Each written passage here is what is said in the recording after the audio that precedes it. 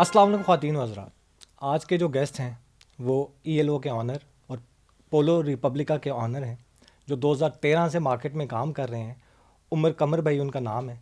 अस्सलाम वालेकुम उमर भाई, कैसे हैं आप? बिल्कुल ठीक है। आप सुनाए Ali, thank you for having me. Thank you so much sir, आपने टाइम दिया। और थोड़ा सा मुझे बैकग्राउंड पहले बताना है आपने कि आपने ये जो ELO है, क्योंकि फ़ैशन इंडस्ट्री पाकिस्तान में समझी जाती है कि बहुत कॉम्पिटिटिव है और इसके इश्यूज़ भी बहुत ज़्यादा हैं। बहुत इश्यूज़ के साथ ये और ख़ास तौर पे इसको ई-कॉमर्स पे लेकर आना एक सबसे बड़ा इशू है। अभी अभी जितने भी इंटरनेशनल ब्रांड्स हैं या पाकिस्तान के भी जो बड़े ब्रांड्स हैं, उन्होंने बहुत बाद में जाकर इस इंडस्ट्री को ई-कॉमर्स की तरफ मूव करवाया। तो आपने मेरा ख्याल है 2013 से स्टार्ट किया और इतनी कम्पिटिटिव मार्केट में काम किया और इस ELO जैसे एक ब्रांड को आपने ई-कॉमर्स पर लेकर आए। तो थोड़ा सा जर्नी का बता दें आप कि इस इंडस्ट्री से आप पहले से रिलेटेड थे, फैमिली बिजनेस था, ऑनलाइन का कैसे सोचा, फिर ELO के बारे में, क्योंकि बहुत एक यूनिक कॉन्सेप्ट था ELO का। ट्रेडिशनल जो हमारे बिजनेसेस हैं क्लोथिंग इंडस्ट्री में, उससे थोड़ा सा डिफरेंट था। और स्टार्टिंग में इसको वायरलिटी में तो 2013-14 से ही जानता हूँ, आपको वायरलिटी भी इसी वजह से मिली थी। तो आइडिया कैसे आया, स्टार्ट कैसे किया, इस इंडस्ट्री में कैसे आया, थोड़ा सा उसके बारे में? यार, बैकग्राउंड तो मेरा, हम लोग का फैमिली बिजनेस तो टेक्सटाइल का ही था। हम लोग गारमेंट मैन्युफैक्चरर हैं और हम एक्सपोर्ट करते थे। मेरे वालिद साहब पिछले 35, अब तो 1985 में कंपनी शुरू की है, तो 39 ईयर्स तो हो जाएंगे। तो वही बैकग्राउंड हम लोग का टेक्सटाइल का था, मैन्युफैक्चरिंग करते थे, एक्सपोर्ट करते थे। और जब मैं यूनिवर्सिटी से फारिग हुआ तो मैंने जब फैमिली बिजनेस ज्वाइन किया तो मेरा ज़ेन लेफ़्ट ओवर का कभी भी नहीं था कि हमने लेफ़्ट ओवर काम शुरू करना है। वो ये हुआ कि एक अपॉर्चुनिटी प्रेजेंट हुई इस तरीके से कि मैं जब कंपनी में ज्वाइन किया तो मेरी कोई पोजीशन इस तरीके से बनी हुई नहीं थी। बट हम जब एक कंपनी के साथ कनाडा में काम कर रहे थे, वो पिछले 5-6 साल के साथ काम कर रहे थे, उनके साथ हमारी पेमेंट टर्म्स ये थी कि वो पहले आधे पैसे पहले दे देते थे और आधे पैसे डिलीवरी पे देते थे। तो कोई $3-1 लाख का माल था, उन्होंने $1.5 लाख हमें दिया हुआ था। $1.5 लाख जब हमने डिलीवरी देनी थी तो तब उनको हमने शिपमेंट भेजनी थी। वो कंपनी का मैसेज आया कि हमारे पास पैसे नहीं है, आप प्लीज़ हमें माल हमारा गारमेंट्स एक्सपोर्ट ना करें। अच्छा, अब हम एक अजीब से डायलेमा में थे कि $1.5 लाख हमारे पास है और गुड्स उनके बन चुके हैं, उनके लेबल लगे हुए, उनकी प्रिंटिंगें हुई हुई हैं, सारा कुछ हुआ हुआ है, अब हम क्या करें। अच्छा, उस टाइम के अंदर 2012-13 के अंदर ई-कॉमर्स पाकिस्तान में इतनी ज़्यादा नहीं थी। तो नॉर्मली यही होता था, अगर आपने कोई चीज़ बेचनी है तो दुकान बना के बेचनी, और लेफ़्ट ओवर अगर बेचना है तो एक कॉन्सेप्ट है लौटिए का, ऐसे ही। जो कि फैक्ट्रियों में जाता है और जो बचा हुआ माल होता है वो ख़रीदता है और वो एक्सपोर्ट कर देते हैं या लोकल मार्केट में डिस्ट्रीब्यूट कर देते हैं, जो कि करीम ब्लॉक और जैनब मार्केट है कराची में। तो हमने लौटिए को बुलाया, हमने वो शिपमेंट शायद $5 की एक्सपोर्ट की हुई थी। वो लौटिया है, उसने कहा मैंने तो आपको $100 देना। अच्छा, अब मैं 2013 में डॉलर शायद $100 का था, I am just making it up, मुझे अब कोई एग्जैक्ट नंबर्स नहीं याद। तो $500 की चीज़ हमें वो $100 दे रहा था। तो इसी तरह मैं अब्बू के साथ बैठा हुआ, तो उन्होंने कहा यार उमर, मुझे लगता है कि मैं ना इससे महंगा बेच सकता हूँ, कोशिश तो हमने करनी। तो ही उनको वो बायर गए हुए थे, तो उन्होंने मुझे कहा कि यार शॉपिफाई एक प्लेटफॉर्म है, तो ये तुम ज़रा एक्सप्लोर करो। अच्छा, अब मेरे लिए एक ये चीज़ थी कि I was young, it was my first year in the business. तो मैंने भी एक वो प्रूविंग पॉइंट नहीं होता फैमिली में कि मैं कुछ कर सकता हूँ, तो और मुझे एक प्रोजेक्ट मिल गया। यंग एज में वैसे भी एनर्जी आपकी ना एनर्जी ज़्यादा होती है, बहुत तो ज़्यादा। मुझे एक प्रोजेक्ट मिल गया। मैंने कहा ओके। तो आप समझेंगे मैंने शॉपिफाई को तो घोल के पी लिया ना, because I feel like when I started Shopify there was nobody in Pakistan doing Shopify at that, मतलब इस तरह से कोई भी नहीं कर रहा था। और फिर मैं ही प्रोडक्ट वेबसाइट पूरी मैंने खुद डिज़ाइन की, मेन्यूज़ मैंने खुद बनाए, फोटोग्राफी, बैनर्स, सारा कुछ।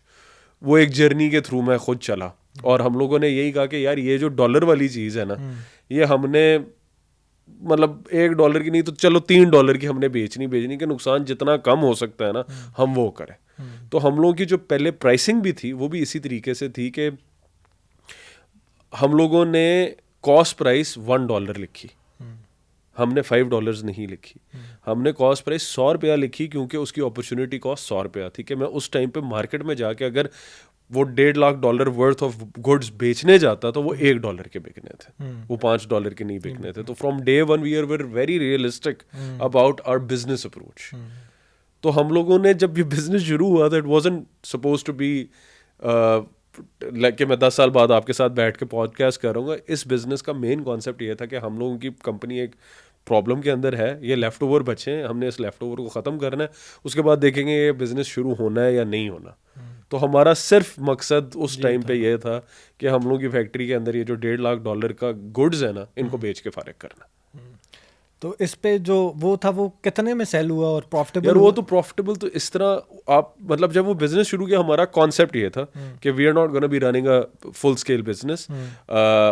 उसमें मतलब मैं आपको छोटी सी एग्जांपल बता देता हूँ कि बैक इन 2013 हमने जब काम शुरू किया तो 2-3 महीने बाद 1 लाख रुपया पर डे पे सेल चली गई. अच्छा. जब 1 लाख रुपया पर डे पे सेल चली गई तो वी थॉट कि this is a viable business model.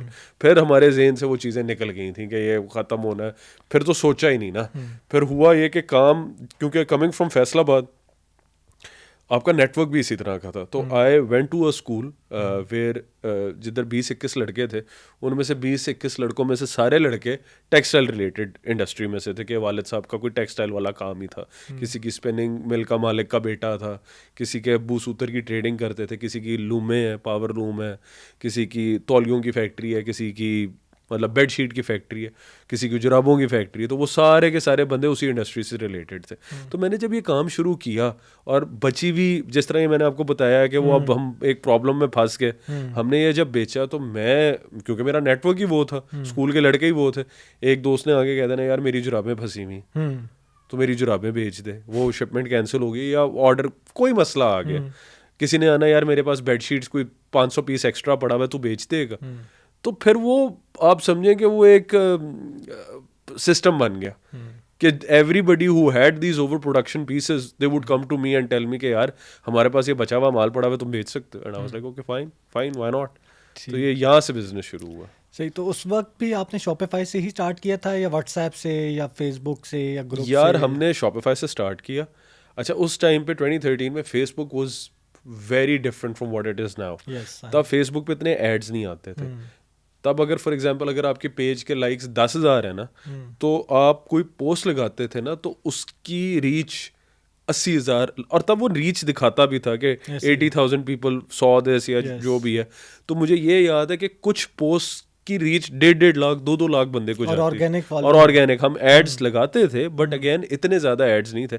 Organic reach तब बहुत ज़्यादा थी बिकॉज इन 2013 पाकिस्तान की मार्केट के अंदर इतने ज़्यादा बंदे ई कॉमर्स में आए ही नहीं थे. 2012 में दराज आया. 2012 में ही आपने मुझे टेलीमार्ट का बताया, टेलीमार्ट आया था. और एक वो होता था, वो होम शॉपिंग होता था, और एक आधा और था. बस मेरा ख्याल 6-7 टोटल प्लेयर्स थे. ऐसे ही है. तो फैशन कैटेगरी में मेरे ख्याल आप पहले हाँ थे. और वो ज़्यादा टेक्नोलॉजी में थे, इलेक्ट्रॉनिक्स में बहुत ज़्यादा लोग थे. तो फैशन में कोई था ही नहीं. फिर हमने जब ये ऑर्गेनिक रीच बहुत ज़्यादा मिलती थी, और फिर आपको मैंने वैसे ही बताया कि जब वो लाख रुपए की सेल, एक वो जो बेंचमार्क वाला नंबर होता है ना कि लाख रुपए की सेल दिन की हो रही है, ठीक है, तो फिर कॉन्फिडेंस ही बहुत ज़्यादा आ गया. तो फिर हम लोगों ने कहा यार ये सीरियस बिजनेस बन सकता. तो उसके बाद आज तक जो है वो बिजनेस मॉडल आपका सेम है 2023-24 तक कि आप लेफ्ट ओवर का जितना प्रोडक्ट्स होते हैं उसको आप अपनी फैशन में क्लोथिंग से रिलेटेड वो आप अपनी वेबसाइट पे. यार अब वो भी बिजनेस मॉडल चेंज हो गया बिकॉज मैं आपको बताता हूँ, पहले तो ये होता था कि जो गारमेंट बच जाता था कि एक फैक्ट्री ने फॉर एग्जांपल अमेरिका से एक कंपनी का ऑर्डर आया, उन्होंने कहा 1 लाख पीस हमारे लिए बनाओ. कंपनी ने 1 लाख पीस बनाया या 1,10,000 पीस बनाया, वो 10,000 पीस बच गया. फॉर एग्जांपल हर दफ़ा आप अपनी फैक्ट्री के अंदर, क्योंकि पाकिस्तान के अंदर एफिशिएंसी के बहुत ज़्यादा मसले हैं कि डाइंग ख़राब हो जाती है, कोई ना कोई रौला बनता ही है, तो आप हमेशा कपड़ा एक्स्ट्रा ही प्रोड्यूस करते हो. आपने एक्स्ट्रा प्रोड्यूस किया, 1 लाख पीस का ऑर्डर है, आप 10% एक्स्ट्रा प्रोड्यूस करते हो कि जस्ट इन केस कि मेरे जो प्रोडक्ट्स ख़राब होएंगे मैं ये नई एक्स्ट्रा प्रोडक्शन बना लूँ कि वो रिकवर हो जाए, उसमें से हो जाए. तो वो 10,000 पीस बनाया, पता चलता है कि जी 6,000 पीस खराब हुआ, आपका 4,000 पीस फिर एक्स्ट्रा बन गया. अच्छा, अब जब 4,000 पीस एक्स्ट्रा बना तो फैक्ट्री तो यही गोरे को कहती है कि यार तू मेरे से ले ले. वो कहता है मैं मुझे डिस्काउंट दो. वो डिस्काउंट दे के अगर ले लेता है तो ठीक है, लेकिन बहुत सी दफ़ा कस्टमर कहता है यार मुझे वो 4,000 पीस भी एक्स्ट्रा नहीं चाहिए. अब फैक्ट्री एक डायलेमा में फंस जाती है कि यार मैं क्या करूँ. तो वो 4,000 पीस फिर वो लेफ्ट ओवर करते हैं जो करीम ब्लॉक और जैनब मार्केट में ELO से पहले जाता था। तो एक कॉन्सेप्ट तो ये है कि ये लेफ्ट ओवर इस वजह से बचता है। दूसरा एक कॉन्सेप्ट हम लोगों ने ये देखा कि ये तो फिनिश्ड गुड्स के अंदर है, बहुत ज़्यादा चीज़ें कपड़े की भी बच जाती हैं। सो फॉर एग्जाम्पल हम लोगों को एक कंपनी ने ऑर्डर किया कि जी ये 1,00,000 पीस है, ये आपने 20 कलरों के अंदर हमें बना के देना है। ठीक है, हमने कपड़ा बना लिया। कपड़ा बना के जब प्रोडक्शन पे गए तो उन्होंने कह दिया यार हम लोग समझ रहे हैं कि ये जो ऑरेंज कलर का 5,000 पीस था ना, ये नहीं बिकेगा, तो ये कैंसिल कर दे। ठीक है जी, अब हमारा ऑर्डर हो गया 95,000 पीस का और वो 5,000 पीस का ऑरेंज का कपड़ा पड़ा हुआ है फैक्ट्री के अंदर। वो कहता है मुझे नहीं चाहिए। अच्छा, अब I am giving you some times के जो फॉरेन कस्टमर है वो उस कपड़े के पैसे दे देता आपको, या वो कहता है मेरे से वो कपड़ा खरीद लो। कि अगर वो फॉर एग्जांपल वो 1,000 रुपया किलो का कपड़ा था ना, तो वो कहता है कि यार अच्छा तू 500 रुपये में मेरे से खरीद ले या 300 रुपये में मेरे से खरीद ले। हमने खरीद लिया वो कपड़ा उससे। अब हम because at the end of the day these guys are big customers for us. हम लोगों को अगर उसने 5,000 ऑर्डर पीसेस का अगर उसने ऑर्डर कैंसिल भी कर दिया है, हम उसको नाराज नहीं कर सकते। हम लोगों को सारी बातें माननी पड़नी है। 1,00,000 पीस का उसने ऑर्डर दिया हुआ है, ये आपको सुननी पड़ती है। अच्छा, वहाँ हम फंस जाते हैं कि वो कपड़ा पड़ा हुआ है, इसको कंज्यूम करना। तो we started a brand called Polo Republic का, जो ये बची हुई चीज़ों को इस्तेमाल करता था। अच्छा। इसी तरीके से बटन बच जाते थे, जिपें बच जाती थी, तो हम रिवर्स इंजीनियर करते थे। तो पोलो रिपब्लिका की एक बहुत मज़े की बात है कि अगर आप ट्रेडिशनल फैशन इंडस्ट्री की बात करते हो, तो अगर आप किसी जो डिज़ाइनिंग में बंदा जाता है, वो कहता है कि जी मुझे ये रेड कलर की टी शर्ट चाहिए, सफ़ेद कॉलर चाहिए। We don't work like this. We say कि हमारे पास सफ़ेद कलर का कॉलर पड़ा हुआ है और ऑरेंज कलर की बॉडी का कपड़ा पड़ा हुआ है और ये बटन पड़े हुए हैं, और हम डिज़ाइनर को कहते हैं अब तूने इन चीज़ों में से कुछ बनाना है। So the designer doesn't have a choice to create his own stuff, he has to work with whatever is left over. समझ गया।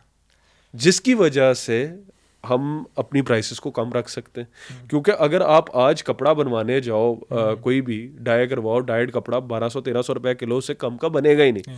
तो जब हम बची हुई चीज़ें इस्तेमाल करते हैं तो हमारी कॉस्ट 400-500 रुपया किलो पे आ जाती, जिसकी वजह से कस्टमर हमारे से पूछता है आप इतनी सस्ती चीज़ें किस तरह बेच। So this is how we do it. Left over का तो मैंने आपको पहले ही बता दिया कि $5 की अगर एक्सपोर्ट हुई है, लौटी है ना, आपको डॉलर देना है, तो फिर हमें वो चीज़ें सस्ती मिलती हैं। क्योंकि 10,000 पीस पाकिस्तान में एक कलर का किसी ने भी नहीं लेना, सही बात, unless the price is low. ठीक हो गया। अच्छा, इसमें एक और इम्पॉर्टेंट फैक्टर जो मैंने आपकी वेबसाइट पे देखा था कि आपके जो दोनों ब्रांड है ELO और पोलो रिपब्लिका, ज़्यादातर लोग क्या करते हैं कि दो डिफरेंट अगर ब्रांड्स होते हैं तो उनको डिफरेंट लेकर चलते हैं। ठीक है, ये पहली दफ़ा मैंने, या बहुत रेयर ऐसा होता है कि दोनों ब्रांड सेम एक ही वेबसाइट या एक ही ब्रांड के अंदर मर्ज हुए हैं। तो इसके पीछे कॉन्सेप्ट क्या आपने दोनों को? यार ELO का मैं आपको जरा कर दूं। ELO is export left overs, ELO is a platform. ELO के नाम से कोई चीज़ नहीं मिलेगी आपको।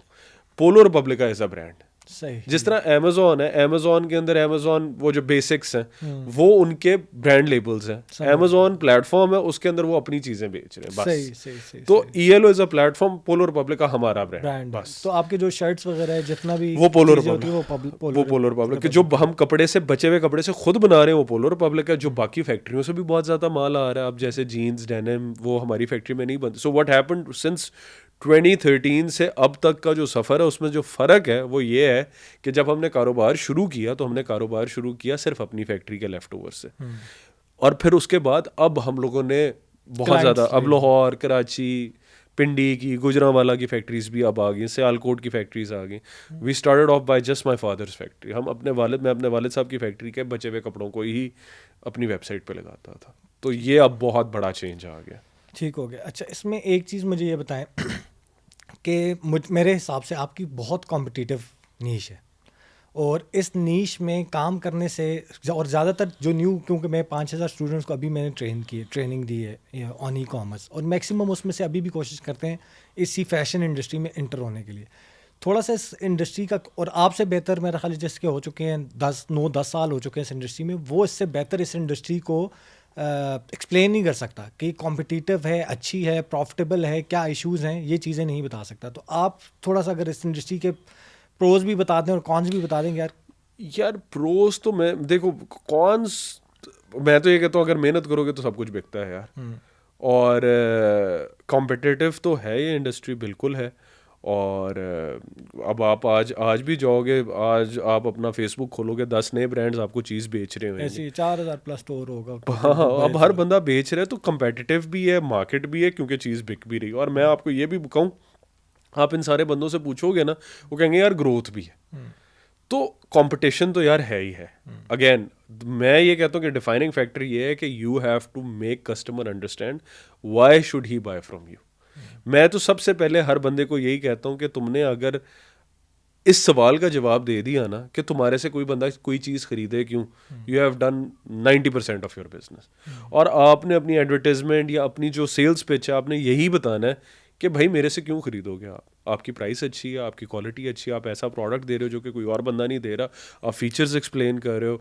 For us it was one of the biggest thing was we introduce the return and exchange policy. We were the first company in Pakistan offline और online to do that.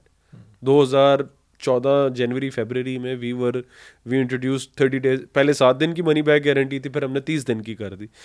मैं आज भी आपको कहता हूँ कि आप सैफायर खाड़ी में जाओ और उनको कहो कि जी मैंने ये चीज़ खरीदी है, मैं वापस करना चाहता हूँ, मेरे पैसे वापस करें, नहीं करेंगे। आप ऑफलाइन कर लो, ऑनलाइन कर लो, इतने बड़े स्टोर्स हैं, आउटफिटर्स हैं, आप कराओ उनके साथ, नहीं करेंगे। तो आई फील कि for us being the underdog, being somebody who nobody knew, that set us apart because we did something that nobody else was doing. तो you have to come up with some strategies जो कि आप समझते हो कि ये these things will set you apart. तो for us that played a big role. जो मैं अपनी ट्रेनिंग में मेजरली बताता हूँ कि एक ब्रांड के एक यूएसपी होनी चाहिए, एक हो, दो हो या तीन हो, वो यूएसपी के ऊपर ही आपका पूरा ब्रांड खड़ा करेगा। और उसमें एग्जांपल भी देता हूँ कि पेप्सी भी सेम प्रोडक्ट बेच रहा है, कोक भी सेम प्रोडक्ट बेच रहा है, दोनों के प्रोडक्ट्स में डिफरेंस नहीं है, लेकिन दोनों की आप एडवर्टाइजमेंट देखें और दोनों का जो विजन देखें तो दोनों का डिफरेंट है। कोक हमेशा फैमिली दिखाएगा और बांटे खुशियाँ उनकी मेजरली टैग लाइन है, वो खुशियों के ऊपर अपना पूरा प्रोडक्ट और अपना पूरा ब्रांड उन्होंने खड़ा किया हुआ है। और पेप्सी यूथ को टारगेट करता है तो वो यूथ से रिलेटेड सॉन्ग्स भी निकालता है तो यूथ से रिलेटेड, और वाइब्रेंट कलर्स उस तरह की ऑडियंस को वो टारगेट करता है। तो वो आपका प्रोडक्ट तो कपड़ा तो हुडी है तो हुडी ही है, शर्ट है तो शर्ट है, लेकिन वो शर्ट उसमें स्ट्रीट वेयर है, किस ऑडियंस के लिए, उनकी सोच क्या है, उसकी एडवर्टाइजमेंट यार वो अब हम लोग भी ना कुछ छोटे छोटे ना माइक्रो नीशेस में जा रहे हैं। जैसे कि आई फील लाइक के Polo Republica can not really cater people who are into street wear. वो पोलो शर्ट और ज़रा सोफिस्टिकेटेड लुक के लिए है।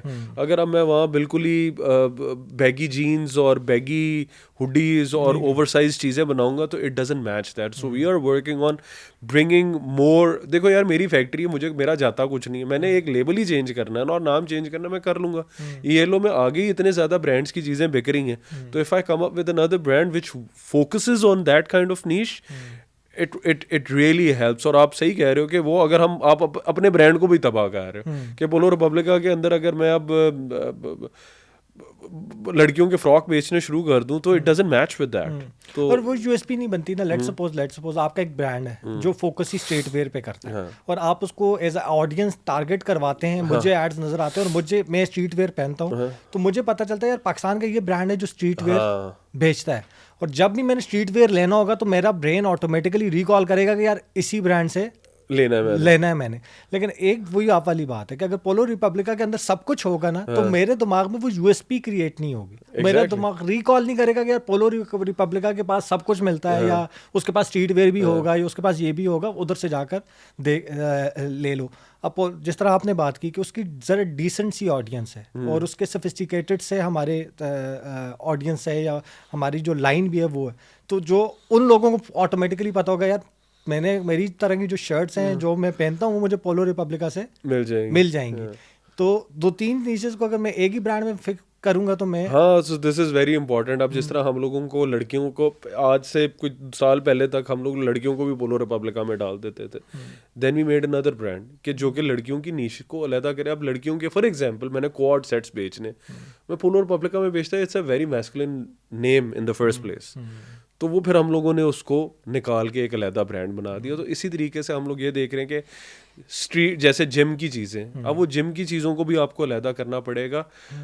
और फॉर अस मैं पोलो रिपब्लिका का भी एक बहुत लोगों के साथ डिस्कशन होती है, वो हम मुझे ईमेल करते हैं, फ़ोन करते हैं कि जी आप पोलो रिपब्लिका की क्यों अलहदा वेबसाइट नहीं बनाते.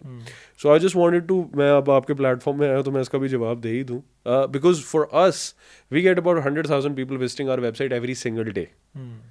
अब मेरी वेबसाइट पे 1,00,000 बंदा रोज़ आता है, मेरा ठीक ठाक फेसबुक का खर्चा है, मैं या गूगल का खर्चा है, टिकटॉक का खर्चा है. अब मैं अगर उसको उठा के डिवाइड कर दूं कि जी पोलो रिपब्लिका की चीज़ों के लिए आप पोलो रिपब्लिका की वेबसाइट पे जाएं और ELO के लिए आप ELO की वेबसाइट पे जाएं, तो मैं अपनी ऑडियंस को डिवाइड कर रहा हूँ. और मार्केटिंग का एक्सपेंस, मार्केटिंग का एक्सपेंस अच्छा, और eight the end of the day operationally तो उन्होंने जाना, शिप तो एक ही जगह से होना है ना. जब मैं पोलो रिपब्लिका को ELO के अंदर डाल देता हूँ तो चलो वो 2 शर्टें उसने पोलो रिपब्लिका की ली, ELO की जो लेफ्ट ओवर वाली चीज़ें उनमें से भी वो 3 चीज़ें उठा के ले जाता, तो मेरा कार्ट साइज बड़ा हो जाता. तो आई कुडंट रियली अंडरस्टैंड कि what can I do to, मतलब मुझे फ़ायदा क्या होएगा अगर मैं इसको अलहदा करता हूँ. वो सिर्फ एक आइडेंटिटी वाला फ़ायदा है कि पीपल वुड रेजोनेट, लेकिन मेरा eight the end of the day बात यह है कि हम लोग इधर सारे कार्ट साइज़ की एक लड़ाई के अंदर फंसे हैं. पूरे पाकिस्तान के अंदर जिस बंदे से भी आप बात करते हो ये कहता है यार मेरा कार्ट साइज़ 3,000 का, how can I make it 5,000. तो जब मैं अपनी चीज़ों को अलहदा करूंगा तो वो लिमिट हो जाएगा, तो मेरा कार्ट साइज़ और छोटा हो जाएगा. इसमें एक और इशू आएगा जो मुझे लगता है, मुझे नहीं पता आप उस पर, कि जो इन्वेस्टमेंट आपने अगर let's suppose series A funding उठानी है तो आपके मेजरली और इम्पोर्टेंटली नंबर बात करते हैं. फिर आपने अभी नंबर बताए 1,00,000 ट्रैफिक मेरी पर डे, ये मेरा कार्ड साइज है, ये मेरी सेल्स के नंबर्स हैं, उसकी बेसिस के ऊपर आपकी कंपनी की वैल्यूएशन और आपके जो एसेट्स हैं कंपनी के, उसकी बेसिस के ऊपर आपकी एक वैल्यूएशन लगेगी. लेट्स सपोज वो वैल्यूएशन लग जाती है पोलो रिपब्लिका को मिलाकर और ELO को मिलाकर, सारी कैटेगरीज एक ही ब्रांड को मिलाकर 1 अरब रुपए एग्जाम्पल ले रहा हूँ. लेकिन बीच में से अगर आप पोलो रिपब्लिका को बिल्कुल सेपरेट कर देते हैं तो आपकी वैल्यूएशन एक ब्रांड के ना होने की वजह से उसकी ट्रैफिक भी कम होगी, उसका कार्ड साइज नंबर भी कम होगा, ऑब्वियसली उसका सेल का नंबर भी कम आएगा, तो वो 30-40 करोड़ से ऊपर नहीं जाएगी. फिर उसके लिए 10-15 करोड़ अलहदा उठाओ और इसके लिए 30-40 करोड़ अलहदा उठाओ. ये तो खैर मेरा क्वेश्चन भी था, लेकिन उसको पहले मैंने खुद ही उस पर बात कर ली कि आपका जो अभी तो मेरे ख्याल कोई फंडिंग नहीं रेज की, बूटस्ट्रैप किया सारा, और प्रॉफिटेबल कितने सालों से? We have never been, we have profitable from day one. अच्छा, तो मतलब स्टार्ट में इन्वेस्टमेंट की, उसके बाद यार इन्वेस्टमेंट क्या थी, हम लोग की इन्वेस्टमेंट यही थी कि बाप की ने जो कपड़े दिए थे लेफ्ट ओवर में वो उससे काम शुरू किया. ठीक है, तो इसमें इन्वेस्टमेंट तो थी हुई, मतलब इन्वेस्टमेंट भी यही थी कि वो जो मैंने आपको बताया कि चलो आप सीड कैपिटल डाल दो, $150,000 कॉस्ट वैल्यू जो कि $5 थी, लेकिन उसको जब डॉलर में करोगे तो वो फिर काफ़ी नीचे आ जाएगी. ठीक है, तो अब इसमें आपका जो आज के बाद का या फ्यूचर का हर ब्रांड का होता है कि यार मैंने फंडिंग रेस करनी है, मैंने पूरे का पूरा ब्रांड सेल कर देना है, या मैंने इसी को प्रॉफिट के ऊपर ही खेलना है. तो आपका फंडिंग की तरफ है कि यार मैंने फंडिंग की तरफ लेकर जाना? यार हम लोगों का फंडिंग की तरफ इस वजह से नहीं है क्योंकि वी आर प्रॉफिटेबल, और ठीक है जितनी एक इन्वेस्टमेंट मुझे चाहिए होती है वो मिल भी जाती है, पीछे से एक्सपोर्ट का काम भी अच्छा जा रहा है, तो मेरा वो वाला सीन नहीं है. But for us right now is अपने टर्नओवर को और बढ़ाना है, टर्नओवर को और तेज करना. तो नंबर बता सकते हैं क्या टर्नओवर चल रहा है या नहीं? I am not really comfortable sharing the numbers, but बस गेम ये है कि टर्नओवर बढ़ाना है और टर्नओवर के ऊपर ही गेम चलानी है. We are not really looking at the bottom line, क्योंकि बस अभी ये है कि मार्केट को कैप्चर करना है, कैपिटलाइज करना है, और उसको जिस तरह बेहतर तरीके से हम कर सकते हैं हम उसी के ऊपर फोकस करें. अभी बॉटम लाइन के ऊपर नहीं सोच रहे. ठीक है, अगर मुझे ब्रेक इवन भी होता तो आई डोंट रियली माइंड. हाँ, ब्रेक इवन होए, लॉस ना होए, ब्रेक इवन होए, I don't mind as long as the sales is growing. अच्छा, इसमें एक मसला जो मैं ज़्यादातर जो ऑनर्स आते हैं ई कॉमर्स के उनसे ज़रूर पूछता होता हूँ, और हर किसी के पास उसकी एक डिफरेंट टेक्निक है या उसके एक डिफरेंट एक्सपीरियंस है उस चीज़ को टैकल करने का, वो है आपका डिलीवरीज रिटर्न रेट. ठीक है, तो अगर आप बता सकते हैं कि आपका कितना है और आप इसको कैसे टैकल कर रहे हैं और कैसे नीचे लेकर आए हैं. क्योंकि तो सॉरी आपकी बात काट रहा हूँ, क्योंकि ज़्यादातर बच्चे जो ई कॉमर्स में आते हैं ना, स्टार्टिंग में उनकी महीने की करोड़ रुपए की भी सेल होती है, वो जब शॉपिफाई पे अपना करोड़ का नंबर देखते हैं ना, और वो कहते हैं भाई मेरा तो ना प्रॉफिट इतना बन जाएगा. एक चीज़ जो ना उनके बिजनेस प्लान में होता है, ना उन्होंने काउंट की हुई होती है रिटर्न रेट के ऊपर आपको जो शिपिंग के चार्जेस भी पड़ गए, आपकी पैकेजिंग के पैकेजिंग दोबारा यूज़ नहीं हो सकती, पैकेजिंग की भी चार्जेस बढ़ गए, और वही अगर 30% है 40% है तो एक अच्छी भली हैवी अमाउंट बन जाती है जो आपको हिट कर रही होती है. वो उस चीज़ को आपको स्टार्टिंग से ही पहले दिन से ही उसको अपने बिजनेस प्लान में या अपने जो 70% या 50% जो भी ग्रॉस प्रॉफिट है उसमें वो इनकॉर्पोरेट नहीं किया होता उन्होंने वो अमाउंट। तो बाद में जब महीने 2 महीने या 6-7 महीने 8 महीने चल गया तो उनको फिर पता चलता है भाई हम तो प्रॉफिटेबल ही नहीं हो रहे, ये रिटर्न रेशो की वजह से। हम 100 प्रोडक्ट अपनी तरफ से करोड़ की सेल बेचते हैं, डिलीवरी उसमें से 60-70 लाख की हो रही है, और वो जो 30 लाख की नई डिलीवरी हुई उसी का हिट हमें हमारे उसके ऊपर 10-12 लाख रुपए का आ गया। जो प्रॉफिट होना था वो तो सारा हमारा इसमें चला गया। तो आपका ऑब्वियसली आपका तो 9-10 साल है तो आपने तो इश्यूज फेस किए होंगे और ऑब्वियसली आपने इसका सोल्यूशन भी निकाल दिया होगा। यार हम लोगों का I'm gonna be very honest, हम लोग ने जब काम शुरू किया था तो तब हमारा रिटर्न रेशो 4-5% था, और हम लोग मतलब तब तो बड़े खुश थे। अब हमारा भी 8 से 10% पे चला गया। मेरा हिसाब, मुझे ये लगता है कि हम लोगों का जो सबसे बड़ी, अब मैं मार्केट में बात करता हूँ तो वो 15 से 20% पे बैठे हैं रिटर्न रेशो में, हम लोग 8% 10% पे। तो उसमें मुझे सबसे बड़ी जो एक बात लगती है वो ये है कि I am not happy with those numbers. ये मैं कभी भी नहीं कहूँगा ये बड़े अच्छे नंबर्स हैं, लेकिन इसको अब हम लोगों ने एक cost of doing business in Pakistan कर लिया है कि भाई ये 8 से 10% होना ही होना है, ये नहीं हो सकता। बिकॉज इसकी सबसे बड़ी प्रॉब्लम पता है क्या है, वो ये है कि आपने एक पार्सल ऑर्डर किया, आपको टेलीफोन कॉल की कंफर्मेशन गई, आपने कंफर्म किया आपका पार्सल की ये वैल्यू है, ये एड्रेस है, सारा कुछ हो गया, कोरियर वाला आपके घर गया, आपने पार्सल रिसीव नहीं किया, पार्सल हमारे पास वापस आ गया, हमने उसकी इन्वेस्टिगेशन की, हमने आपको कॉल बैक की, आप कहते तो मैंने तो कोरियर वाला आया ही नहीं है मेरे पास, ये तो झूठ बोल रहे हैं। ठीक है, अच्छा अब वो एक ऐसी पोजीशन है, मैं ये नहीं कह रहा कि वो वापस, हम जब री अटेम्प्ट भी करवाते हैं या जब वो सारा कुछ हो रहा होता है, हम कोरियर वाले कस्टमर को फ़ोन करते हैं, कहते हैं मेरे पास तो कोई बंदा ही नहीं आया। अच्छा कोरियर वाला कहता है मैं गया हूँ, ये झूठ बोल रहा। वो एक आपस की लड़ाई जिसका मैं निकाल ही नहीं सकता। ये मैं अब मेरे एक ऑर्डर हो या 100 ऑर्डर हो तो मैं इन चीज़ों के ऊपर काम करूँ, जब आपके रोज़ के हज़ारों ऑर्डर, आप इस तरह की चीज़ों को वेरीफाई नहीं कर सकते। तो 2 प्रॉब्लम्स है, एक कि कस्टमर की गलती है कि कस्टमर ऑर्डर नहीं रिसीव करता, और एक है कि कोरियर पार्सल डिलीवर नहीं करता। अब आज मैं ये सोच रहा था, आज मैं डिज़ाइन थिंकिंग की क्लास में भी गया था, तो वी वर जस्ट थिंकिंग कि हम शॉपिफाई का जो चेकआउट पेज है उसके अंदर एक और फील्ड ऐड कर दें, जिस तरह फूड पैंडा के अंदर एक फील्ड होती है पिन लोकेशन वाली। You can put that pin location field, और कोरियर कंपनी, आपको अब शायद पता है, जब कोरियर कंपनीज, हम लोगों ने जो एक सिस्टम इस्टेब्लिश किया वो ये है कि जब वो रिटर्न्स भेजते हैं उसकी वेरिफिकेशन के लिए उन्होंने 2 चीज़ें ऐड कर दी। एक जियो मैपिंग करके पिन लोकेशन, वो ये कहते हैं कि जी ये कोरियर वाले बंदे ने इधर अटैम्प्ट की, हमने उसकी स्क्रीनशॉट खींची और हमने लगा दी, और हम उसके घर गया, हमने फ़ोटो खींची कि जी मैं उसके एड्रेस पे भी गया था, इसने रिसीव नहीं किया। अच्छा हमने इन चीज़ों को ऑडिट किया, कोरियर कंपनी आई, उसने कहा जी ये 300 पार्सल है, ये जी रिटर्न, हमने तो स्टेटस के अंदर सारा कुछ लिखा हुआ है, आप ज़रा खोल के देखें। मैंने खोल के देखा, मैंने 100 पेजेस, मतलब 100 ऑर्डर था, तो मैंने ऑडिट किया, ऑडिट करके मैंने देखा 4-5 में तो उन्होंने जियो लोकेशन, पेन लोकेशन दी हुई थी। कुछ में हमने ये देखा कि ऑर्डर डिफेंस का है, बंदे ने गुलबर्ग की पेन लोकेशन डाल दी, so you couldn't verify it, वो मैनुअली वेरीफाई होनी। तो हम ये चाह रहे हैं कि जो वो शॉपिफाई की पेन लोकेशन है और इनकी जो पिन लोकेशन अगर वो मैच कर दे तो हम उसको वेरीफाइड अटेम्प्ट में डाल दें, ताकि एक मसला तो ख़त्म हुए। ये आपको वैसे सर्विस दे कौन सी कंपनी रही है? ये मुझे दे रही है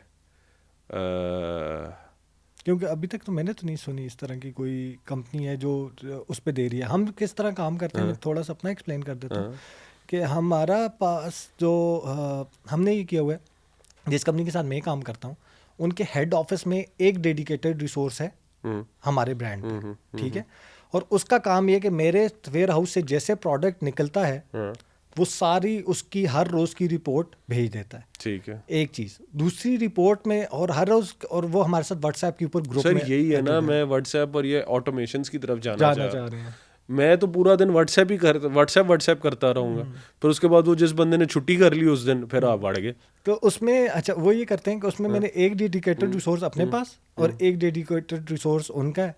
वो रेड मार्क कर देता है कि ये डिलीवरी के लिए गया था और ये नहीं हुआ, ठीक है, मेरा जो रेड मार्क हुए होते हैं 15 ऑर्डर्स हैं, 20 ऑर्डर्स हैं, मेरी टीम कॉल करती है और 15 का लेट्स सपोज 5 कह देते हैं कि नहीं चाहिए या रिटर्न कर लें, वो तो मार्क हो गई जी रिटर्न के लिए। 15 जिनको रीअटेम्प्ट चाहिए वो हम उसको मार्क कर देते हैं ये रीअटेम्प्ट करवा लो, ये या मोबाइल नंबर इसका चेंज है या इसका ये इशू है इस वजह से, या घर का लोकेशन चेंज है, वो उनको 15 की लिस्ट भेज देते हैं, वो उसके ऊपर रीअटेम्प्ट करते हैं। और मेरा हम कंफर्मेशन कॉल कोई नहीं करते, ऑर्डर आता है हम स्ट्रेट अवे रिलीज़ करते हैं। और सिर्फ हम बीच में ये जो head office to head office manage है ना, ये हुआ है। हेड ऑफिस से मुझे जो सबसे बड़ा फ़ायदा है कि मेरी जो 15 है वो हमें भेजने से पहले एक दफ़ा उसको कॉल करता है अपने राइडर को कि ये मैं रेड मार्क कर रहा हूँ, तुम गए थे डिलीवरी के लिए, ये डिलीवर क्यों नहीं हुआ, इशू क्या है, ठीक है।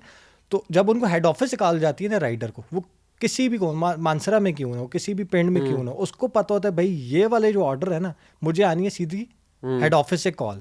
मेरी प्रायोरिटी ये है कि सबसे पहले इनके हेड ऑफिस वाले ऑर्डर्स तो मैं डिलीवर करूँ और इसकी एग्जैक्ट रिपोर्ट इनको दूँ कि सर ये वाकई नहीं ले रहा है, ये वाकई इशू है और मैं वाकई नहीं गया। तो मेरा return rate without any confirmation call, without doing anything 7% है। Very good. Sent and stories का भी 7 to 8% है। और जो भी ब्रांड्स, और मैं अगर कंफर्मेशन कॉल करूँ और अगर वो करूँ तो मैं 2-3% 4% तक लेकर आ सकता हूँ। मैंने तो वैसे कंफर्मेशन कॉल किया, हमें तो कोई फ़र्क नहीं पड़ा, हमारा 4-5 से 7-8 मतलब वही 8 से 10% के दरमियान अब खेल रहे हैं। मैंने रोबो कॉल भी यूज़ की। रोबो कॉल में आपको पता ही है, आपका ऑर्डर आता है वो एक कंप्यूटर की तरफ से मैसेज जाती है कि जी ये आपका ऑर्डर की इतनी वैल्यू है, ये अमाउंट है फलाना, आप कंफर्म करते तो 1 दबाओ, नहीं कंफर्म करते 2 दबाओ, उसमें भी कंफर्म होता था, एक अन्य का फ़र्क नहीं पड़ा। कॉस्ट आपकी बहुत ज़्यादा, because I think the call is like 2.5-3 रुपए की कॉस्ट है कॉल, और अगर आपको अच्छे ऑर्डर्स आ रहे हैं तो 3-4 लाख रुपए का तो कॉलों पर ही खर्चा हो जाता है। जो फिनोमेना आपने बताया ना, ये तो बहुत ही एक मेरे लिए तो बिल्कुल नई चीज़ थी, और अगर ये इम्प्लीमेंट हो जाता है तो मुझे लगता है कि जियो वाला जो आपने जियो फेंसिंग मैं आपको बता भी दूंगा, मुझे कोरियर कंपनियां, मैं ये कोट नहीं करना चाह रहा, but I will call my team after this conversation and you can probably update it कि ये कौन सी कोरियर कंपनी, लेकिन एक कोरियर कंपनी ये हमें दे रही है। अच्छा। फोटो भी दे। सो फॉर एग्जांपल मुझे यही है ना, मेरा सबसे बड़ा कंसर्न कोरियर कंपनी के साथ ये है कि मैं तो उनको आज ये कहता हूँ, ये मेरे दफ्तर से पार्सल लेके गए हैं, इन्होंने एक चक्कर मरवाया है और वापस कोरियर, मुझे क्या पता पार्सल मेरा कहाँ है, वो अपने वेयर हाउस में लेके गए और उसके बाद उन्होंने 10 दिन रखा और 11वें दिन मुझे वापस कर दी। मैं वेरीफाई कर सकता हूँ। सही बात। सो फॉर मी, मैं तो उनको कहता हूँ मुझे दिखाओ। एक कोरियर कंपनी ने मुझे कहा, मैं आपको अब वो नाम भी बता दूंगा, उन्होंने एक फील्ड जो हमारी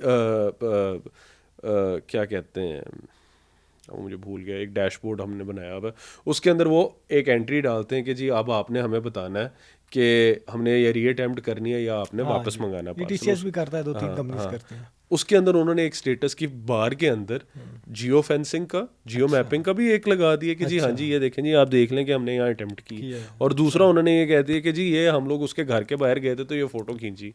अब वो मैंने ऑडिट में बताया कि ऑडिट के अंदर 3 के अंदर तो कल एक ब्लैंक स्क्रीन फोटो उन्होंने अपलोड की हुई, और लोकेशन के अंदर अगर आप मैच करते थे तो कुछ के अंदर लोकेशंस 2 नंबर होती थी कि डिफेंस को ऑर्डर की फोटो गुलबर्ग के अंदर खींच के वो कोऑर्डिनेट्स डाल के वो हमें कहते थे कि जी हमने अटेम्प्ट की, मैंने कहा तो कोऑर्डिनेट्स ही नहीं मैच करते। So what I feel is a smart way कि हम अगर कोऑर्डिनेट्स की लोकेशन चेकआउट के अंदर ही कोऑर्डिनेट्स डालते हैं, जिस तरह फूड पैंडा करता है, ये डाल सकते हैं हम, और वो जब हम लोगों की वो उस डैश में आए, अगर वो मैच कर जाएगा तो it would be a verified delivery, कि one side of the problem तो सॉल्व हो गई ना, क्योंकि अभी तो मुझे यकीन नहीं है कि कोरियर पार्सल डिलीवर कर रहा है। सही बात है। एक साइड तो कस्टमर वाली रह जाएगी ना, वो कस्टमर वाली रह जाएगी, लेकिन कस्टमर तो आप नहीं कस्टमर को कन्विंस कर सकते ऐसे ही है वो, चलिए 4% 5% होगा। ज़्यादातर बच्चों को भी मैं समझाता होता हूँ कि पाकिस्तान तो फिर वो कंट्री है कि वो उसमें आप हैं, कुछ बहुत लिमिटेड ब्रांड्स हैं जिन्होंने मनी बैक वो भी दी हुई है कि आप पैसे वापस ले लो। यूके यूएसए में तो अमेजोन से आप प्रोडक्ट मंगवाते हो, आप 14 दिन यूज करो, 14 दिन यूज करने के बाद भी आप प्रोडक्ट वापस भेज देते हो, नो क्वेश्चन आस्क के ऊपर उसको पैसे आपको देने पड़ते हैं, वापस देने पड़ते हैं। तो अगर और 14 दिन में लेट्स सपोज उनका भी रेशो 10%, 12% या 15% कस्टमर ऐसा होगा जो और वो प्रोडक्ट यूज करने के बाद वापस कर देगा, और वो प्रोडक्ट अब मेरे किसी काम का भी नहीं है, मैं उसको नेक्स्ट किसी को भेज भी नहीं सकता। पैकेजिंग भी गई, प्रोडक्ट भी गया, डिलीवरी भी गई, सारा कुछ ब्रांड को हिट हो गया। तो मैं उनको ये समझाता हूँ कि इस सिर्फ एक इस फैक्टर की वजह से आप ये ऐसा नहीं है कि ये ई कॉमर्स का ही इशू है कि पाकिस्तान का ये इशू और पाकिस्तान में इस वजह से काम नहीं करते या इस वजह से इसमें प्रॉफिटेबल नहीं है, इस प्राइस को इसको 5%, 7% या 10% को आपको अपने प्रोडक्ट की प्राइस में पहले से बिल्ट इन करना पड़ेगा। लेकिन वही बात है कि price, Pakistan is a very price sensitive. आपने जिस तरह हम बात करते हैं कि यार हम प्राइस एक प्रोडक्ट है उसके अंदर 20% डिस्काउंट देते हैं, तो आप देखते हो सेल उसकी कितनी ज़्यादा बढ़ जाती है। हम हैं भी तो बहुत प्राइस सेंसिटिव, तो आप प्राइस जब बिल्ड करते हो तो फिर आपकी चीज़ महंगी हो जाती है। मैं इसी क्वेश्चन की तरफ आ रहा था। आपने तो बाहर B2B पे भी काम किया और पाकिस्तान में आप ये रन कर रहे हो, तो बाहर का क्यों नहीं सोचा और आप पाकिस्तान पे ज़्यादा फोकस यार बाहर का, मेरे वालिद साहब की तो अभी भी बहुत अच्छी एक्सपोर्ट का बिजनेस है, हम लोग का ठीक ठाक काम है उधर यूके में। एंड अगेन लाइक इट्स, अगर मैं बिजनेस की बात करूं तो शायद as a group ELO might be just 20% of the business. तो वो हमारी मेजर बिजनेस और मेजर काम, मतलब ELO के अंदर आज के दिन 200 बंदा काम करता है, मेरे वालिद साहब की फैक्ट्री में 1700 बंदा काम करता है।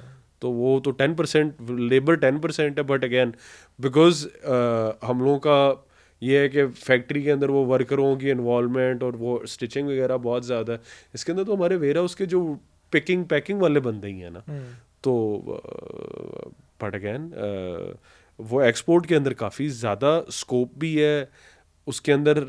पाकिस्तान के अंदर अब आप पिछले दिनों ये भी देखो कि 56% डॉलर इंक्रीज़ किया पिछले साल से, ठीक है। अब अगर मैंने अपनी सेल्स को मेंटेन भी करना है तो I have to grow by 56%। अब मैंने अनफॉर्चुनेटली पिछले साल 56% इंक्रीज नहीं किया किसी ब्रांड ने, तो डॉलर टर्म्स में तो हम पीछे ही रह गए ना। एक्सपोर्ट के बिजनेस में एटलीस्ट ये चीज़ें तो हमने कवर की। तो मेरा क्वेश्चन बेसिकली ये था, मैं हूँ जो ई कॉमर्स इन पाकिस्तान पे ज़्यादा फोकस करता है। आपका ई कॉमर्स का जो ब्रांड है वो आपने पाकिस्तान में लॉन्च किया हुआ, बाहर कोई ई कॉमर्स नहीं कर रहे, तो उस पर मैं पूछना ये चाह रहा था कि आप पाकिस्तान पे फोकस क्यों है, बाहर का क्यों नहीं सोच रहे? यार बाहर का अभी मैं यही कहूँगा 3-4-5 महीने पहले हमने एक पोलो रिपब्लिक का .com वेबसाइट बनाई है, दैट ओनली वर्क्स अब्रॉड, वो पाकिस्तान में नहीं चलती। हम यहाँ से गुड्स मिडल ईस्ट और यूरोप वगैरह में कर रहे हैं। अब उसके अंदर मैं उसका तो टर्न ओवर आपको बता भी सकता हूँ, we do about $7,000 to $8,000 per month, which is nothing for us, क्योंकि हम लोग पाकिस्तान में बहुत ज़्यादा उससे टर्न ओवर करते हैं। वो $7-8 हज़ार पर मंथ मैं उसके अंदर कर रहा हूँ, लेकिन उसमें मुझे ये फील होता है कि the products are not made for that foreign market. तो अब हम लोग ये कोशिश कर रहे हैं कि हम लोग प्रोडक्ट्स ऐसे बनाएं जो अमेरिका यूरोप में चलने वाले हैं, उन लोगों के लिए बने, क्योंकि वो डिज़ाइन सारे पाकिस्तान है। और हम लोग at the end of the day for us we think like Pakistanis. हम प्रोडक्ट की प्राइसिंग, प्रोडक्ट की क्वालिटी पाकिस्तान के हिसाब से पोलो रिपब्लिका में कर रहे हैं। मैं यूरोप अमेरिका के अंदर ELO की लेफ्ट ओवर की टी शर्ट, पोलो शर्ट नहीं बेच सकता, बिकॉज उधर लाइसेंसिंग के बहुत ज़्यादा इश्यूज हैं। वो कोई भी कंपनी कहेगी कि जी मुझे लाइसेंस दिखाओ कि आप ये ब्रांड बेच सकते हो या नहीं बेच सकते। हम कट लेबल करके वहाँ चीज़ें बेच नहीं सकते। तो ELO का एक सबसे बड़ा मसला ये कि वो बाहर ये वाले कामों में चल नहीं सकता। सही हो, क्योंकि कट लेबल करके मैं बेच नहीं सकता। कस्टमर ने कहना मुझे लेबल दिखाओ। दूसरी बात उसने कहना है कि मुझे फॉर एग्जांपल कोई कंपनी आती है, ज़ारा आती है, ज़ारा कहता है भाई तुम्हारे पास तो लाइसेंस नहीं है माल बेचने का, या मार्क्स एंड स्पेंसर आता है, कहता है आपके पास तो लाइसेंस नहीं है माल बेचने का, तो फिर मैं वहाँ फंस जाऊँगा। हाँ, फेसबुक भी ब्लॉक कर देगा। हाँ, तो इस वजह से क्या ज़रूरत है, मैं उस ग्रे एरिया में चलना ही नहीं चाहता। पाकिस्तान में तो ये है ना कि हमें कोई भी कंपनी आती है वो कहती है कि you can not sell our product, we will just cut their label. हम लेबल ही ख़त्म कर देंगे, काट देंगे उनका, ठीक है भाई कट लेबल करके बेच लें, तो फिर उधर वो वाला मसला भी ख़त्म हो जाता है। बाहर ये काम नहीं हो सकता। सही, ठीक हो गया। आप अब मुझे ये बताएं कि फ्यूचर क्या देख रहे हैं पाकिस्तान में ई कॉमर्स का, और आपके अपने अगले 4-5 सालों का क्या प्लान? यार हम लोग फ्यूचर तो ब्राइट ही देख रहे हैं, लेकिन मुझे ये लगता है कि ये जिस तरह मैंने आपको बताई है, ये स्पीड के अंदर मुझे अब ये फील होने लग गया कि I am at that point कि I might be one of the biggest e commerce players in Pakistan who doesn't have a retail existence. कि जितने भी अब बाकी सारे प्लेयर्स ई कॉमर्स में हैं, वो मेरे से बड़े हैं या मेरे से छोटे हैं, उन्होंने दुकानें बना ली, हम अभी तक नहीं आए। तो ये इसका रीज़न क्यों? इसका रीज़न अब मैं यही बताने लगूँ कि अब मेरा भी ये है कि at least have some retail space, कि रिटेल प्रेजेंस हो, बिकॉज अगेन ट्रस्ट फैक्टर बहुत ज़्यादा बढ़ता है आपका जब आपकी रिटेल स्पेस होती है. आप कहते हो यार इस बंदे की दुकान है, ये we can trust it. Because मैं आपको बताता हूँ कि अभी भी ये होता है कि I walk down the street, I talk to people about ELO and every like Pakistan में 100 में से 70% बंदों को ELO का पता होएगा. लेकिन उन 70% बंदों का दोबारा से मैं जब उनसे आगे पूछता हूँ कि आपने कभी चीज़ खरीदी है, तो उसमें से शायद 70 में से 10 बंदों ने खरीदी है. तो वी फील कि awareness is there but trust अभी भी लैक करता है. और वो पाकिस्तान में इस वजह से लैक करता है कि आप आसपास के अपने लोगों से पूछो तो वो अभी भी कहते हैं कि यार हम कपड़े बाहर ऑनलाइन नहीं खरीदते, हम दुकान पे जाके चेक करके खरीदते हैं. तो मैं वो साइकी नहीं चेंज कर सकता. उसके पीछे मैं रीज़न बता दें तो मेरी इस चीज़ पे काफ़ी ज़्यादा वर्किंग है. और ई-कॉमर्स पे को तो मैंने बहुत डिग डाउन, क्योंकि मैं ट्रेनिंग्स भी देता हूँ, तो मैंने काफ़ी डिग डाउन किया हुआ है रिटेल में और इसमें. और रिटेल क्यों इंपॉर्टेंट है उस पर भी. एक तो ये है कि अभी हमारी सिर्फ 3% ऑनलाइन बाइंग है, 97% आज भी हमारी रिटेल ऑफलाइन है. और अगर किसी ने ऑफलाइन पे जाना है, आप जैसे ब्रांड ने जाना है, मैं अपनी रिटेल आउटलेट्स का पूरा रोड मैप बना कर बैठा हूँ कि मैंने कब जाना है, किन किन जगहों पे जाना है, किन किन लोकेशन भी मैंने पिन वो की हुई है. उस पर आपको के लिए भी थोड़ी सी वो होगी कि मेरा ये मानना है कि, और मेरी भी ये है कि मैं ऑनलाइन ई-कॉमर्स स्टोर हूँ. मुझे आई बॉल्स चाहिए, मुझे कस्टमर का ट्रस्ट चाहिए. और जहाँ पे मेरा कस्टमर सबसे ज़्यादा है ना, तो वो आजकल जिस तरह एग्जांपल दे तो पैकेजेस की पर डे ट्रैफिक है 25,000 कस्टमर. तो 25,000 कस्टमर पैकेजेस में इंटर हुआ, ELO की शॉप देखी. तो मार्केटिंग या ब्रांडिंग जब भी होती है ना, वो आपके सबकॉन्शियस ब्रेन के लिए होती है. उसने लोगो देखा, चला गया.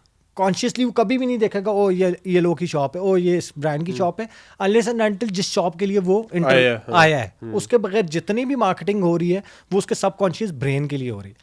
ये उसने 25,000 कस्टमर गया, उसने सबकॉन्शियसली आपके ब्रांड का लोगो देखा, आपके ब्रांड की आउटलेट देखी.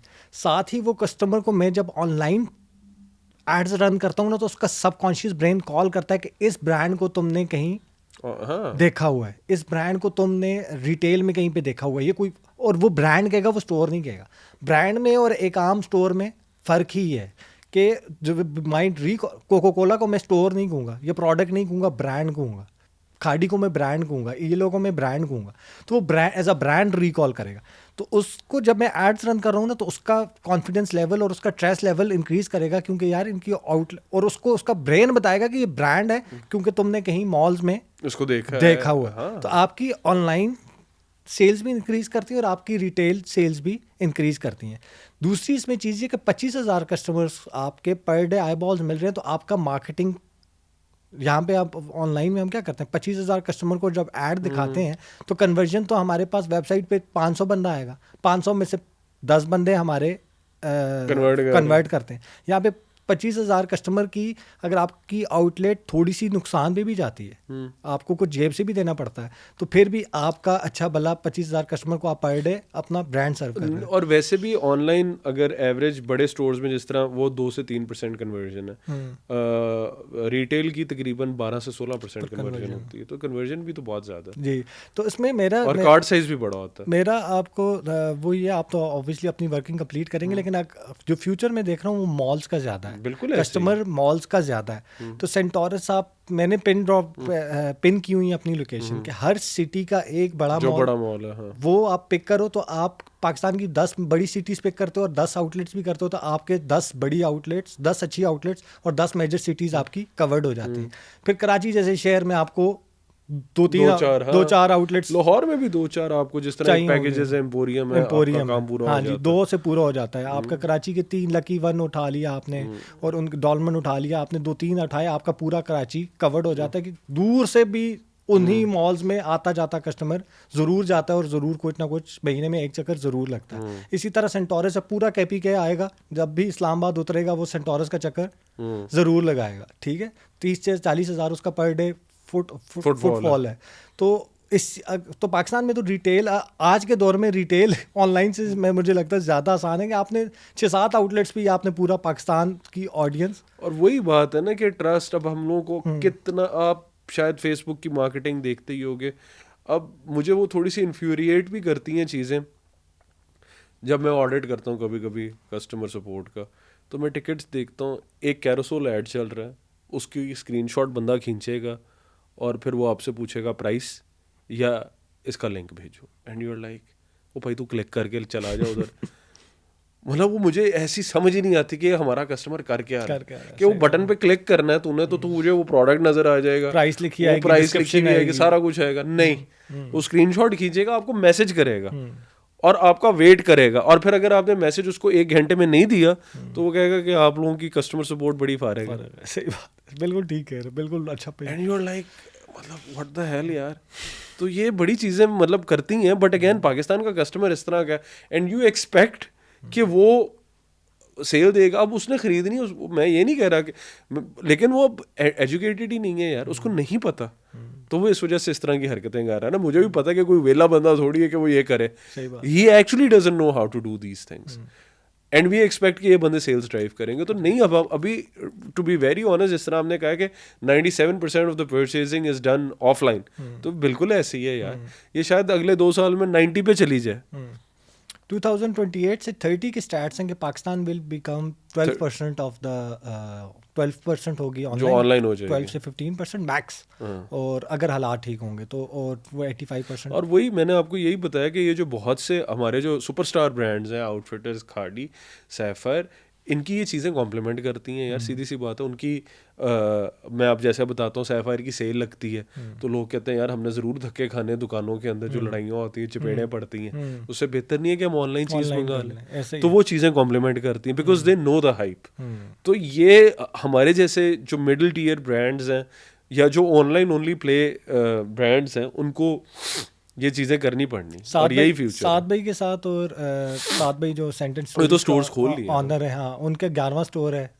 उनसे भी मेरी इसी बात पे हुई थी, वो भी कह रहे थे ज़रूरत है, ज़रूर इसके बगैर आप एक तो अच्छा, वो मेरे इंक्लूडिंग मी, हम ज़्यादातर ई कॉमर्स के जो ब्रांड्स हैं, हम उस पर भी फोकस होते हैं ना, इन्वेस्टमेंट्स पे भी, कि हमने सीरीए फंडिंग उठानी है, और उसमें आपका रिटेल बहुत इंपॉर्टेंट एक रोल प्ले करता है, कि आपकी एक शॉप ही इंटर होती है तो आपकी कंपनी की वैल्यूएशन में काफ़ी इजाफा हो जाता है। और ये जितने भी ब्रांड्स हैं, दुनिया के ब्रांड्स हैं, ये जिस तरह एग्जांपल दे रहा हूँ, KFC है, तो KFC की अपनी फंडिंग तो उनकी अपनी फ्रेंचाइज पे नहीं होती, लेकिन वो 3000 4000 का जो नंबर है, 4000 आउटलेट्स हैं, 5000 आउटलेट्स हैं, उसी की वजह से जो उनकी कंपनी की वैल्यूएशन होती है वो बहुत इंक्रीज कर जाती है। तो हमारा फोकस टेलीमार्ट की भी मेरे ख्याल है उनकी वो साथ भी अहमद रऊफ भाई बता रहे 10 उनकी भी हो चुकी हैं। तो ज़्यादा जो आपकी तरह के या हमारे या जो उन्होंने साथ स्टार्ट किया हुआ ना, वो अब स्लोली ई कॉमर्स से रिटेल की तरफ मूव हो गए। मेरे ख्याल 24 में आपका भी 1-2-3 आउटलेट्स तो हम नहीं मैंने तो बिल्कुल सोचा है, बिकॉज वी फील के यार ये जो देखो हम लोग अपना ये कहते हैं जी ई कॉमर्स के अंदर एफिशिएंसी बहुत ज़्यादा, खर्चा नहीं इतना होता। यार आप ये 10% रिटर्न का खर्चा डालो तो सही। सही बात, डालो खर्चा, ये 10% आपको रिटर्न आती है। आप ये खर्चे को अपनी दुकान की आउटलेट के ऊपर लगा दो पैसे यार। मतलब आई एम जस्ट सेइंग कि आप ये करके देखो तो सही ना। और वैसे भी जिस स्टेज के ऊपर आप है ना, बच्चे आज वाली पॉडकास्ट के बाद थोड़े से कंफ्यूज हो जाएंगे कि रिटेल पे पहले जाते हैं फिर ई कॉमर्स में जाते हैं, लेकिन आपकी हमारी सात भाई की या जो हैं अभी रिटेल की तरफ जा रहे हैं, उन्होंने 6 से 7 साल 8 साल 9 साल ई कॉमर्स कर ली है। ई कॉमर्स का मैक्सिमम पोटेंशियल, मैक्सिमम ब्रांड बनाकर मिनिमम इन्वेस्टमेंट के साथ खड़े कर दी हैं। अब उनकी ज़रूरत है रिटेल, तभी वो रिटेल का सोच रहे हैं। क्योंकि बच्चे मुझे पता है कि वो जो ऑडियंस है वो इस पे हो जाएगी कि अली भाई करते ई कॉमर्स और मैक्सिमम पॉडकास्ट जो है वो रिटेल पे निकाल दिए। तो रिटेल पे भी जिस तरह आपने जाना है, तो आपको पता है आपने प्रॉफिट से जाना है। आपके एग्जांपल दे रहा हूँ, एक रिटेल आउटलेट पे करोड़ रुपया लगता है, 30 से 40 लाख रुपए आपसे सेंटोरस ले लेगा। आप मिनिमम भी 30-40 लाख रुपए की, मिनिमम भी सबसे सस्ती भी लगाएंगे तो आपके 30-40 लाख रुपए, तो करोड़ रुपए की आपको एक आउटलेट पढ़नी है। और अगर आपका आज ये लो ना होता और आज आपने ये लो स्टार्ट करना होता, तो आपके 10-15 लाख 20 लाख रुपए में आपका ऑनलाइन स्टोर खड़ा हो जाता है, जिसमें आप पूरा पाकिस्तान का ई कॉमर्स स्टोर कवर कर लेते। और जब आपके इतने प्रॉफिट्स हो जाते और इतनी चीज़ें होती, तो आप पहली आउटलेट के, अब जी मैं इतना प्रॉफिटेबल हूँ, मेरी इन प्रॉफिट्स के ऊपर 3 आउटलेट्स खड़ी हो सकती हैं, अगले साल मेरी 5 और खड़ी हो सकती हैं। तो उसी को आप लेकर जा रहे हैं टूवर्ड्स द रिटेल, तब आपका ब्रांड बड़ा होता है और कंपनी की वैल्यूएशन बड़ी होती जाती है। ठीक हो गया। अच्छा, अब एक लास्ट चीज़ जो आने वाले जो बच्चे आ रहे हैं, मेरी ज़्यादातर तो जो ऑडियंस है वो यूथ है जो ई कॉमर्स स्टार्ट कर रही है, ई कॉमर्स के बारे में सोचती है और छोटे स्केल पे उन्होंने स्टार्ट किया है, प्राइवेट लेवल या वाइट लेवल। और मेरा मेजरली इस पॉडकास्ट से होता ही है कि वो उन लोगों से उनको मिलवाऊं, उन लोगों से उनकी डिटेल में डिस्कशन उनसे करवाऊं, ताकि उनको पता हो कि यार इनका अच्छा स्टार्टिंग का जर्नी कैसा था, कितनी इन्वेस्टमेंट से था, कैसे स्टार्ट किया, आज के स्टेज के ऊपर है और हम स्टेज के ऊपर कितने साल हमें लगेंगे, कितना टाइम पीरियड लगेगा और इनकी मेंटालिटी क्या थी, इनको इश्यूज़ क्या थे। इस चीज़ से रिलेटेड ही मेरी पॉडकास्ट होती है। एक चीज़ जो आखिरी में आपसे पूछना चाहता हूँ, जो मैं हर उसमें पॉडकास्ट में पूछता हूँ, कि आने वाले बच्चों के लिए आपकी वो क्या है, आप उनको क्या लर्निंग देना चाहते हैं या किस चीज़ पे वो फोकस करें और क्या क्या करेंगे ई कॉमर्स से? यार मुझे तो एक सबसे जो मुझे ये लगता है कि मेरे पास बहुत से बच्चे मैसेज भी करते हैं या कोई कॉन्फ्रेंस में मैं जाता हूँ तो मेरे से वो बहुत ज़्यादा पूछते हैं कि जी हम क्या करें, ये हो जाए। मतलब बहुत दफ़ा ना मुझे ये लगता है कि फियर ऑफ फेलियर ही बहुत ज़्यादा है कि वो काम ही नहीं शुरू करते, या वो फिर इतनी एडवांस प्लानिंग कर देते हैं कि हम अगर करेंगे जी तो सेल्स टैक्स फलाना, वो आप किस तरह हैंडल कर रहे हो। मैं कहता हूँ तूने काम शुरू किया नहीं है, तू मेरे से सेल्स टैक्स की बातें कर रहा, ये इस चीज़ की बात कर रहा है जी क्रेडिट कार्ड की फलानी चीज़ किस तरह होएगी, ये गेटवे के। मैंने कहा यू स्टार्ट, और पता है क्या, जब आप कोई काम शुरू करते हो ना रास्ते निकल आते हैं यार आपको और हैं भी हम जुगाड़ू, हमें पता चल जाता है। आप किसी एक ऐसे बंदे से मिले हुए कहते तू ऐसे नहीं ऐसे कर ले, जिस तरह आजकल आपको पता है कि फेसबुक के पेमेंट का बहुत मसला बना हुआ है। सो बहुत से बंदों ने मुझे कहा कि दुबई कर लो फलाना, यार हर चीज का हल है। लेकिन अगर आप कहोगे कि नहीं यार मैं जब नहीं, मैं आपको भी बता, मैंने स्टोरी नहीं बनाना क्योंकि मैं फेसबुक का ऐड किस तरह चलाऊंगा। मतलब मेरे पास बंदे पता है किस तरह आते हैं, हम जी सोच रहे हैं कि हम स्टोर बना लें, तो आप फेसबुक के ऐड किस तरह चलाते, एंड यू आर लाइक कि तूने ना स्टोर बनाया है, तू अभी सोच रहा है और तुझे ये टेंशन पड़ी हुई कि मैंने ऐड किस तरह चलाना। So bottom line is to start. To start. Yes. And I think these are excuses. कि जो आप कहते हो you have a very easy excuse, यार मैं स्टोर क्यों चलाऊं, मैं तो ऐड ही नहीं चला सकता। एक एक्सक्यूज आ गया, फेसबुक को पेमेंट कहाँ से करूं, एक्सक्यूज आ गया। ओ भाई सारा कुछ होता है, सारे बंदे पेमेंट कर रहे हैं। इधर आप आज मुझे बताओ किस बंदे का ऐड आपको नहीं नजर आ रहा। ठीक हो गया। तो ये है, thank you so much Umar भाई, बहुत डिटेल में बहुत मज़े की मेरी ये पूरी पॉडकास्ट थी और एक्सपीरियंस मेरे लिए भी काफ़ी ज़्यादा लर्निंग थी। आपसे मेरी मुलाकात हुई थी इस्लामाबाद में, कनेक्टेड पाकिस्तान। अच्छा। लेकिन आपको पता रश बहुत ज़्यादा होता है। हाँ, मुझे तो बिल्कुल याद भी नहीं था जी। तो इंशाल्लाह अब हो चुका है इंटरेक्शन तो रेगुलरली आप भी इवेंट्स नहीं छोड़ते, मैं भी कोई कॉन्फ्रेंस कोई नहीं, लेकिन अब यार मेरा दिल नहीं होता इतना कॉन्फ्रेंसेस पे जाना। मैं सही बताऊँ बहुत ज़्यादा कॉन्फ्रेंसेस हो जाती हैं। सही बात है। बिकॉज अगेन मैं ये कहता हूँ कि ठीक है आप जाओ, लेकिन अब मैं पता है कि पहले तो मैं चला जाता था और मैं ये कहता था कि यार मैंने जाना है तो अब मैं अपना एक सेशन करूँगा and then I just leave. But I feel like कि अगर मैं इतना ज़्यादा टाइम निकाल के, अगर फॉर एग्जांपल मैं फैसलाबाद से या लाहौर से इस्लामाबाद जा रहा हूँ, तो मैं फिर पूरा टाइम दूँ। सही बात। अब वो पूरा टाइम नहीं मेरे से दिया जाता, तो I just want to be selective with what conferences should I attend. मैंने भी 2024 का एक ही एम बनाया कि मैंने टोटल 10 करनी। हाँ, पिन करूंगा कौन सी पे करना और टर्न करनी, क्योंकि बहुत एनर्जी ले लेते हैं। बिल्कुल पूरा दिन आपका निकलता है, पूरा दिन, और बच्चे भी ले लेते हैं। और वो 2 से 3 दिन हो उससे पहले ही आपसे बच्चे कांटेक्ट करना, आपने आना है, फिर आपने वीडियोस और पोस्ट और वो, तो आपका हफ्ता एक तो पूरा एक कॉन्फ्रेंस की वजह से ड्रेन हो जाता है। बिल्कुल तो ये इंशाल्लाह, लेकिन जो कॉन्फ्रेंस पे आप जाएंगे उस पर फिर जरूर मुलाकात होगी। Thank you so much sir, आप टाइम दिया। Thank you.